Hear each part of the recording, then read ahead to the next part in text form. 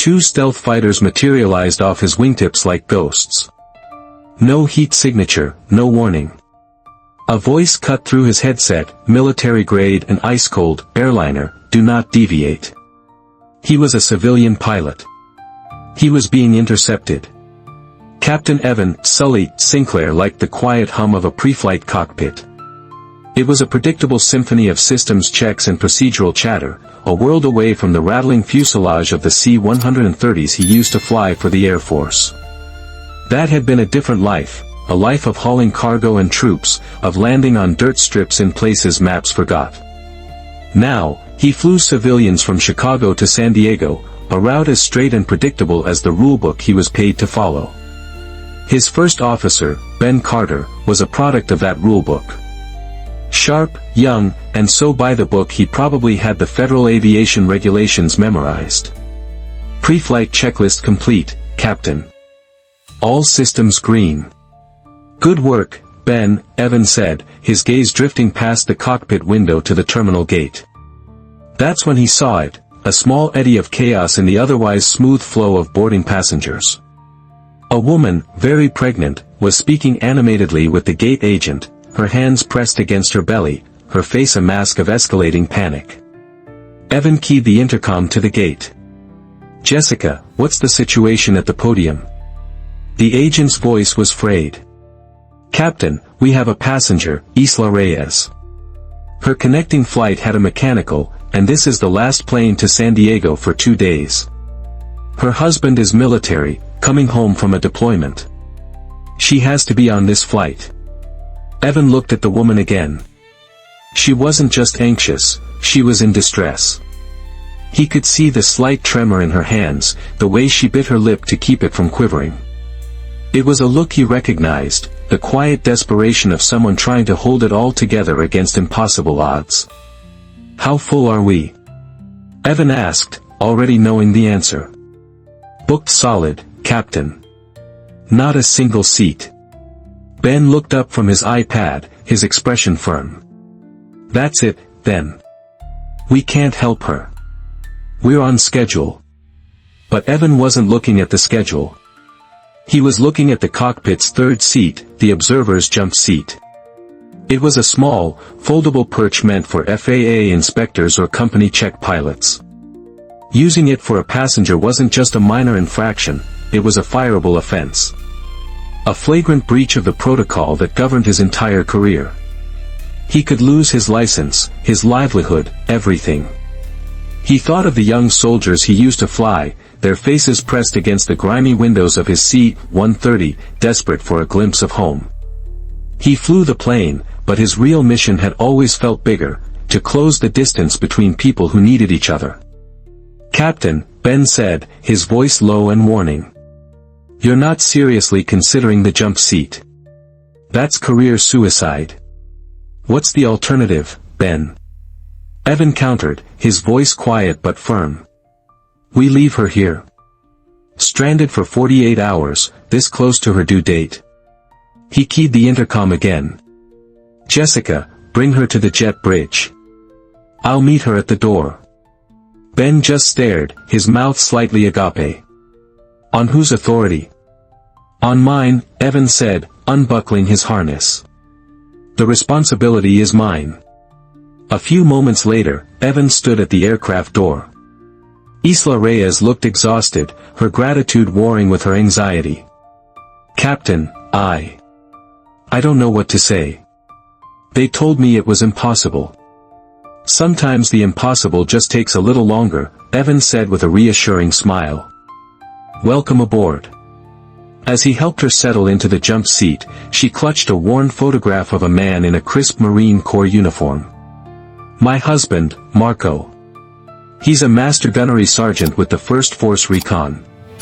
He always says the mission comes first, but the real mission is protecting your people." Her eyes met his, filled with a profound, unspoken understanding. "Thank you for making me part of your mission today." Evan nodded, a familiar weight settling in his chest. "We take care of our own." He closed the cockpit door, sealing his decision. The first rule was broken. The ascent out of Chicago was smooth, a graceful climb into the boundless blue. Below, the city's grid dissolved into a patchwork of fields. Inside the cockpit, the tense energy from the gates slowly dissipated, replaced by the rhythmic drone of the engines. Isla, tucked into the observer seat, seemed to relax with every 1,000 feet they gained. The initial anxiety on her face softened into a quiet awe as she watched the world unfold from a pilot's perspective. "It's beautiful," she murmured, her hand resting protectively on her stomach. "You see this every day." "The view never gets old," Evan replied, his hands moving with practiced ease across the controls. "But it's not always this calm." He found himself telling her about his time in the Air Force, about the challenges of flying a C-130 through monsoons and dust storms. He spoke of the camaraderie, the sense of purpose. In turn, Isla spoke of Marco. She described his quiet strength, the immense pride she had in his service with Force Recon, an elite unit renowned for operating deep behind enemy lines. She spoke of the life of a military spouse, a constant cycle of hellos and goodbyes, of raising a family while your heart is 1,000 miles away. "He's never seen me this pregnant," she said, a sad smile touching her lips. "He left for this last tour when I was barely showing. I just want him to be there. To hold his son." Evan felt a pang of connection. He wasn't a Marine, and he hadn't dodged bullets in a desert, but he understood the pull of duty and the ache of separation. He and this stranger, brought together by a broken rule, shared a common language of service. Ben, for his part, remained professionally silent, focused on his instruments. But Evan could feel his disapproval radiating from the co-pilot seat. Ben was a good pilot, but he saw the world in black and white, in checklists and regulations. He couldn't see the shades of gray where humanity lived. As they leveled off at their cruising altitude of 35,000 feet, the flight attendants began their beverage service. The cabin behind them was a peaceful murmur of quiet conversations and the clink of ice in plastic cups. Everything was normal. Routine. Then, Evan noticed Isla shift uncomfortably in her seat. She pressed a hand into the small of her back, her breathing hitching almost imperceptibly. "Everything all right back there, Isla?" Evan asked, keeping his tone casual. "Fine," she said, a little too quickly. "Just a little backache." But a few minutes later, he saw her do it again, this time with a soft gasp. Her knuckles were white where she gripped the seat's armrest. Evan's internal alarm bells, honed by years of assessing risk, began to ring. This wasn't a simple backache. He exchanged a quick, knowing glance with the lead flight attendant, who had just entered the cockpit to bring them coffee. The flight attendant, a veteran named Maria, saw it too. She knelt beside Isla's seat, her voice a soothing whisper. The calm was over. The storm was about to break. "Evan," Maria's voice was suddenly sharp, cutting through the cockpit's hum. "Her contractions are less than 3 minutes apart. They're strong." Isla looked up, her face pale with a mixture of pain and fear. "It's too soon," she gasped. "It's not supposed to be for another month." Evan's training kicked into overdrive. His mind became a clean, cold place of process and procedure. "Ben, declare a medical emergency. Tell ATC we need to divert to the nearest suitable airport. Now." Ben, his earlier disapproval vaporized by the escalating crisis, immediately complied. "Mayday, mayday, mayday. Flight 227 declaring a medical emergency. Imminent childbirth on board." As Ben coordinated with air traffic control, who began vectoring them toward Denver, Maria's voice came again, more urgent this time. "Captain, we have a passenger who's a neonatal nurse. She's with me now. She says we're not going to make it to Denver. This baby is coming now." The words hung in the air, charged and absolute. The mission had changed. This wasn't about landing a plane anymore. It was about turning a Boeing 757 into a delivery room. "All right," Evan's voice was a steady anchor in the swirling chaos. Maria, get her as comfortable as possible. Ben, update ATC. We're no longer diverting. We're delivering. Stay on course for San Diego, request priority handling and paramedics on the ground. Just as he finished the sentence, the plane lurched violently. A pocket of severe, unforecasted turbulence slammed into them. In the cabin, a few passengers screamed. In the cockpit, a chorus of automated alerts blared to life. Hold on. Evan commanded, his hands dancing across the control yoke, his feet working the rudder pedals. He was fighting the angry air, his every muscle and instinct focused on smoothing out the ride. Every bump, every shudder, was a direct threat to the fragile life about to enter the world just a few feet behind him. He had to be perfect. For the next 20 minutes, Evan Sinclair flew the most difficult leg of his life. He was a conductor of a terrifying orchestra. With one hand, he delicately piloted the 200,000-pound aircraft through the turbulent skies.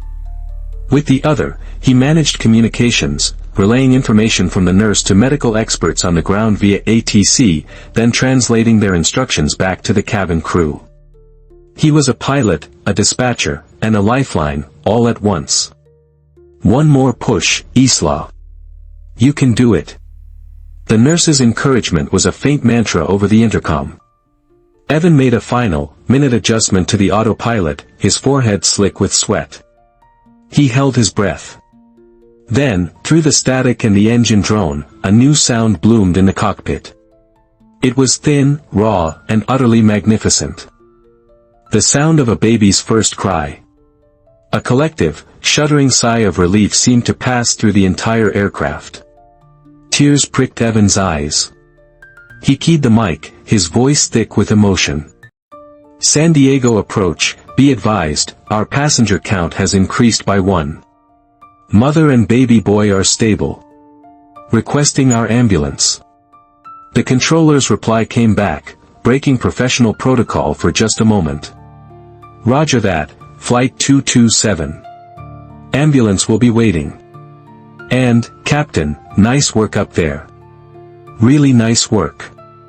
The next morning, Evan was back in the left seat, piloting the return flight from San Diego to Chicago. The events of the previous day felt surreal, like a dream that fades with the morning light. There had been paperwork, a formal report, and a debriefing with the chief pilot. He'd received a text from an unknown number with a photo of a tiny, perfect baby wrapped in a hospital blanket, captioned, Evan Marco Reyes. 6 pounds 2 ounces. Thank you for delivering him safely. The gratitude was all the reward he needed. He had just settled the aircraft at its cruising altitude when it happened. Without a sound, without a warning on any instrument, 2 shapes materialized off his wingtips. They weren't birds or other airliners. They were sleek, angular, and menacingly gray, the unmistakable geometry of stealth fighters. They hung in the air beside him, impossibly close, their movements as fluid and precise as a surgeon's scalpel. They were F-35B Lightning IIs. Ben stared out his window, his face bloodless. What in God's name is that? Before Evan could process the sight, a voice, crisp and professional, cut through his headset. It wasn't ATC. It was military. Airliner on heading 090, do not deviate from your present course and altitude. It wasn't a request. It was an order. Evan's heart hammered against his ribs. This was it. The FAA had grounded him. The company had fired him. This was how they did it, a military escort to his career's end. He keyed the mic, his throat dry. This is Captain Evan Sinclair, Flight 228. We are complying. There was a pause. Then, a different voice came on the channel. A female voice, calm and carrying an unmistakable authority. Captain Sinclair, this is Major Rostova, call sign Viper, of VMFA 211. We've been asked to see you off this morning. Evan was stunned into silence. See him off. Then, a third voice joined the channel. It was raw, thick with an emotion that transcended radio waves. Captain Sinclair. Evan, this is Master Gunnery Sergeant Marco Reyes. My wife, Isla, she told me what you did. The pieces of the puzzle slammed together in Evan's mind with breathtaking force. This wasn't an arrest. This was an honor guard. Sergeant, Evan stammered, his voice cracking. You didn't have to do this. The hell I didn't, Marco's voice came back, fierce and full of gratitude. You risked everything for my family. You brought my son into this world when I couldn't be there. In the Marine Corps, we have a saying, no better friend, no worse enemy. After yesterday, Captain, you've got friends in some very high places. Major Viper Rostova chimed in, her tone softening slightly. Master Gunnery Sergeant Reyes shared your story with our squadron, Captain. Piloting a commercial airliner through an emergency berth in flight, while battling turbulence, that's some of the finest airmanship any of us have ever heard of. It is our honor to escort you. For 10 minutes, the two state-of-the-art stealth fighters flanked Evan's airliner, a silent, powerful tribute in the morning sun. Passengers, alerted by the stunned cabin crew, pressed against the windows, their phones capturing the impossible, beautiful sight. Evan Sinclair, the former C-130 pilot who thought his days of military connection were over, was being saluted by the very best. It was the most profound moment of his entire flying career. 2 weeks later, Evan found himself standing not in a corporate boardroom facing a disciplinary committee, but at the main gate of Marine Corps Air Station Miramar in California, the legendary home of Top Gun. He wasn't here to be reprimanded, he was here as an invited guest. He was met by Master Gunnery Sergeant Marco Reyes. In person, the Marine was an intimidating presence, tall, broad-shouldered, with a gaze that seemed to see right through you. But when he smiled, his entire face transformed. Captain, he said, shaking Evan's hand with a grip of solid steel. Welcome to our house. There was no formal ceremony, no parade, no rows of seated dignitaries. Marco led him to a hangar, past mechanics servicing the same F-35s that had escorted him. Inside, a small group of men in combat fatigue stood waiting. They were the members of Marco's Force Recon team, some of the most elite and battle-hardened warriors on the planet. And standing with them was Isla, looking radiant and healthy, holding a tiny bundle in her arms. Captain Sinclair, Isla said, her eyes shining. I'd like you to formally meet your newest passenger. Evan Marco Reyes. She placed the sleeping baby in Evan's arms. He was so small, so perfect. Looking down at the child born in his cockpit, Evan felt a wave of emotion so powerful it almost buckled his knees. Marco stepped forward, addressing his men. His voice was quiet, but it commanded the attention of the entire hangar. This man is not a Marine, he began. He doesn't wear our uniform. But when my family was in danger, he acted. He put their safety above his own career, above the rules. He faced the crisis, he kept his calm, and he completed the mission. He did what any one of us would have done. He then turned to Evan. Instead of a plaque or a certificate, he held out a heavy, ornate metal coin. He didn't hand it to Evan, he slapped it firmly into his palm with a sharp metallic clack, the traditional presentation of a challenge coin. In our world, Marco said, his voice low and serious, we give these to the brothers who stand by us in the fight, the ones who save our lives. This coin is from my team. It says you're one of us now. It means if you are ever in trouble, anywhere in the world, you make a call, and we will come. We don't give these out lightly. Evan stared at the coin in his hand. It was heavy with the unspoken promises of loyalty and sacrifice. It was an honor deeper than any corporate award, a sign of acceptance into a brotherhood he had only ever admired from a distance. Sergeant. Evan started, but his voice failed him. Marco, the Marine corrected him with a slight smile. You saved my world, Evan. That makes us brothers. 6 months passed. The airline's internal review concluded with a surprising decision. Citing his extraordinary airmanship and exemplary command judgment under extreme pressure, the disciplinary committee not only cleared Evan of any wrongdoing but made his incident a case study for their pilot training program on crew resource management and captain's discretion. Ben, his first officer, had been his most vocal defender, describing Evan's calm leadership with a newfound, profound respect. Evan still flew the Chicago to San Diego route, but everything felt different. The pre-flight checks, the passenger greetings, the steady hum of the engines at cruise altitude, it was all imbued with a new sense of weight, a new purpose. He wasn't just a bus driver in the sky anymore. He was a guardian, a professional entrusted with the lives of those who depended on him, ready for the moment when the routine might shatter.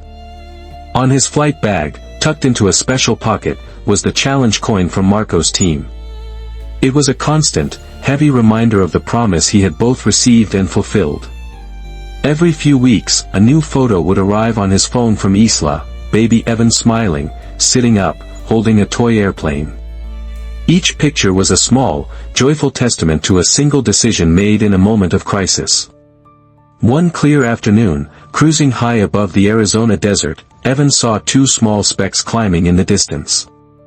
Military jets, arcing toward the sun on a training run. He watched them until they disappeared, a faint smile on his face. He had learned that the truest honors in life often came without ceremony. They weren't etched on plaques, they were forged in moments of crisis and expressed in the quiet respect of those who understood sacrifice. He had broken a rule, a serious one. But in doing so, he had upheld a higher law, the one that commands you to help another human being in need. He looked at the challenge coin before his next flight, its weight familiar in his palm. Honor wasn't about the uniform you wore or the aircraft you flew. It was about showing up when it mattered most. It was about being the person who, when faced with a choice between what was easy and what was right, chose right. And for that, he had been saluted by warriors and trusted with the name of a child. He was Captain Evan Sinclair, and he flew with honor. Host, Evan risked his entire career for a stranger. In a world full of rules, when is it right to break them for humanity? Let me know your thoughts down below, and please, always comment with respect. If this story moved you, give it a thumbs up, subscribe for more true life tales, and share it with someone who needs a reminder of courage. See you on the next flight.